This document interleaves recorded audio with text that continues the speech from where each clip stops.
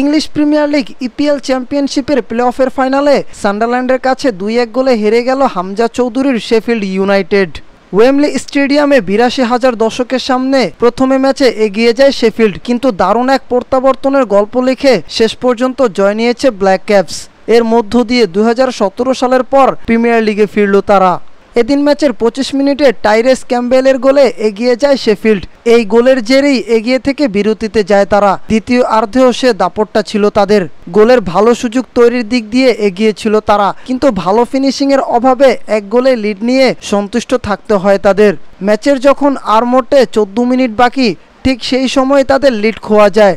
এলিজার মায়েন্দার গোলে সমতায় ফেরে সান্ডারল্যান্ড। আর যোগ করা সময়ের ৫ম মিনিটে থমাস ওয়াটসনের গোলে প্রিমিয়ার লিগে প্রত্যাবর্তন নিশ্চিত হয় দলটির। এর ফলে মৌসুমটা মোটামুটি ভালো কাটলেও তীরে এসে তরি ডুবল শেফিল্ডের। চ্যাম্পিয়নশিপের সদ্য সমাপ্ত মৌসুমে বড় একটা সময় ধরে দলটা ছিল শীর্ষ স্থানে। শেষ দিকে এসে টানা হেরে তাদের সরাসরি প্রিমিয়ার লিগের খেলার সুযোগটা গচ্ছা যায়। এরপর প্লে অফের সেমিফাইনালে বড় জয় নিয়ে যাওয়া একটা আশা জেগেছিল দলটার, ফাইনালে এসে আশা গেল ভেস্তে। এর ফলে দলটাকে এখন আগামী মৌসুমে আবারও খেলতে হবে চ্যাম্পিয়নশিপই। একই ভাগ্য হামজা চৌধুরীরও।